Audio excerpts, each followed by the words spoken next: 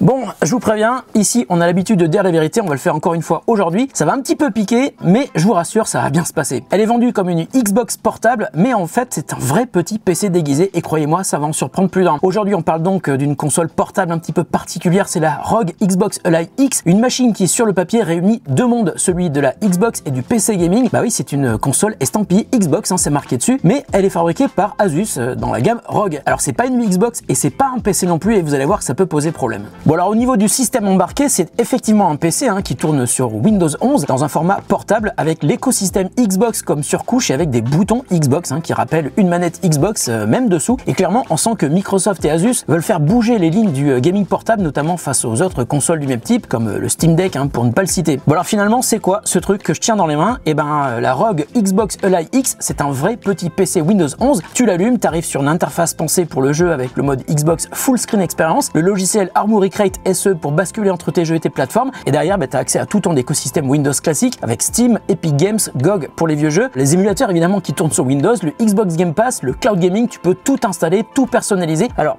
tout installé, oui, mais est-ce qu'on peut jouer à tous les jeux?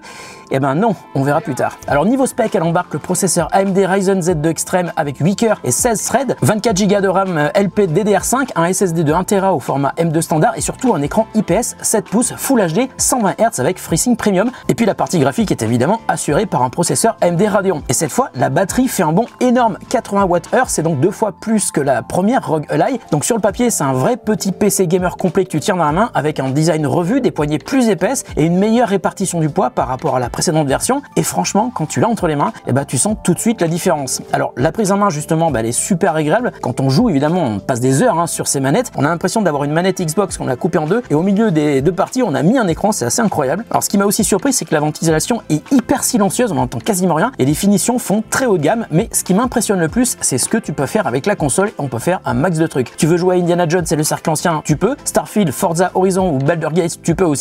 Tu veux streamer tes jeux Xbox depuis ta série X en remote play, tu peux aussi. Tu veux profiter du cloud gaming pour lancer des jeux sans les installer, c'est aussi possible. Et si tu veux, si tu es chez toi, tu peux la brancher sur un dock, un écran externe, un clavier et une souris pour la transformer en mini PC de bureau. C'est littéralement un setup complet de gaming portable, mais que tu peux emporter évidemment partout. Elle est principalement faite pour ça. Alors côté performance, c'est plutôt cool. On joue en 1080p avec FSR activé. Tu peux atteindre des performances vraiment correctes sur des jeux comme Cyberpunk, Elden Ring ou même Call of Duty. Et puis l'écran 120 Hz, ça change vraiment tout en termes de fluidité et de réactivité. On sent que le couple Ryzen 2 Extreme plus la RAM DDR5 à 24 Go fait bien le job et la batterie, clairement c'est une super évolution. Selon le mode choisi, tu peux tenir environ 2 heures en mode turbo, 3 heures en mode performance et jusqu'à 4 heures en mode silent sur des jeux plus légers. C'est pas encore parfait, mais c'est bien mieux que l'ancienne Ally. Bon, évidemment, tout n'est pas parfait. La première limite, on va dire que c'est Windows. Alors, c'est à la fois une force et une faiblesse. Comme sur ton PC de gamer, tu peux tout installer, tu peux tout personnaliser, mais tu dois aussi gérer les bugs, les pop-up Windows qui débarquent quand tu t'y attends pas, les mises à jour et parfois une interface un petit peu confuse entre Armoury Crate, Xbox App et Windows. Et si tu cherches une expérience console simple et directe, tu vas vite trouver ça un petit peu trop PC. Et ça, évidemment, ça rappelle qu'on n'est pas vraiment sur une Xbox. Alors, autre bémol, évidemment, c'est l'écran qui n'est pas OLED. C'est dommage. Alors, il est très lumineux, il est très fluide, il manque un peu de contraste face au Steam Deck OLED ou au nouveau Legion Go OLED de Lenovo. Et puis, malgré la batterie de 80 Wh, l'autonomie reste quand même assez moyenne en usage intensif. 2 heures sur un AAA en mode turbo, ça descend vite. Et puis, dernier point, elle n'a pas de joystick à effet Hall ni de pavé tactile, ce qui peut manquer sur certains types de jeux. Et ça nous amène à la question du rapport qualité-prix. La ROG Xbox Ally X coûte environ 899 €, voire 999 € selon la config. C'est clairement une machine premium pensée pour ceux qui veulent un vrai PC gaming portable capable de tout faire. Alors tout ou presque, car pendant les 3 semaines pendant lesquelles j'ai testé la Ally X, j'ai eu quelques déconvenus. Par exemple, il y a des jeux qui se lancent tout simplement pas du tout, comme Forza Motorsport. Quand je l'ai lancé, j'ai eu un message d'erreur qui m'explique que le jeu n'est pas supporté par le processeur. Et c'est pas le seul qu'il est impossible de lancer sur la ROG Xbox Ally X, c'est dommage. J'ai noté aussi quelques comportements un petit peu incohérents. Par exemple, tu es sur l'interface Xbox, tu lances un jeu et en fait, il se lance pas, même s'il t'indique qu'il est en train d'être exécuté. Parfois, tu redémarres, ça marche, parfois non. C'est un petit peu instable, surtout quand tu as payé ta console portable au prix d'un petit PC gamer avec un processeur plus classique, genre Intel ou AMD. Et puis, autre détail qui peut avoir son importance, certains jeux nécessitent absolument une connexion Internet pour fonctionner. Donc, si vous êtes chez vous, aucun souci parce que vous êtes connecté à Internet via le Wi-Fi. Mais si vous êtes en extérieur, il faudra faire un partage de connexion depuis votre smartphone. Et c'est un petit peu dommage parce que le principe d'une console portable, c'est quand même de pouvoir l'emmener absolument partout pour jouer. Tu fais quoi, Nico? Je joue, attends.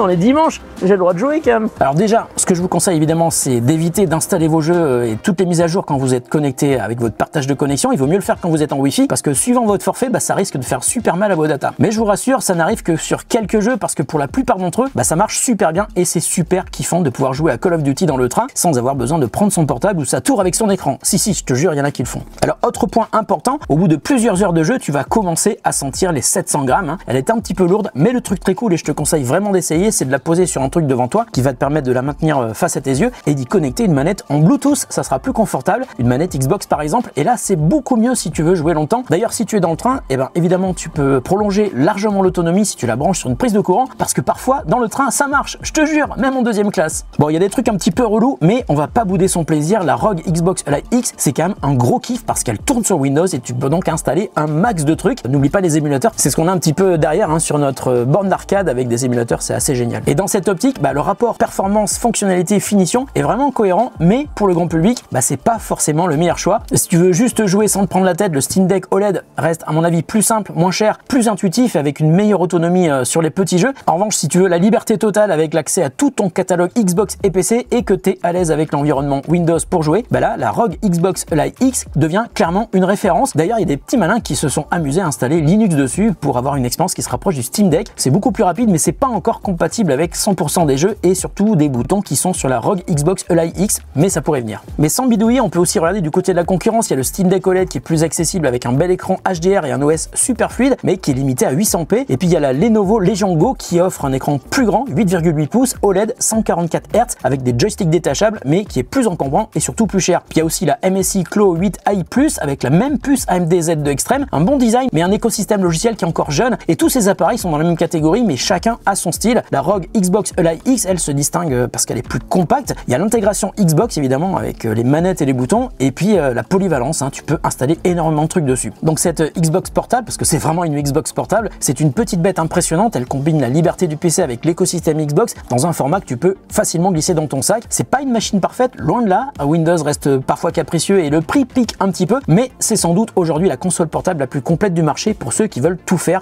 partout. Alors de mon côté, ce que j'attends, d'une part, c'est des mises à jour logicielles à la fois de Microsoft pour Windows 11, mais aussi du firmware de Asus pour la Live X, et ça permettrait de corriger certains petits problèmes de comportement, d'améliorer l'autonomie et sans doute de rendre l'expérience encore plus géniale. Et je sais que ça va arriver, donc je me fais pas trop d'inquiétude et vous ne devriez pas non plus si vous l'avez acheté ou si elle vous fait envie, parce que c'est clair qu'elle fait quand même très envie. C'est un super beau bébé. Si ça vous intéresse, je vous mets des liens en description pour aller jeter un œil sur les offres qui concernent la ROG Xbox Live X. On ne sait jamais, revenez bientôt sur ces liens parce qu'avec le Black Friday et Noël qui approche, il se pourrait bien que certains distributeurs baissent un petit peu le prix de la console. Ça pourrait arriver même si elle vient juste de sortir. Prenez soin de vous et de ceux que vous aimez. On se retrouve très bientôt pour une autre vidéo sur The Grand Test.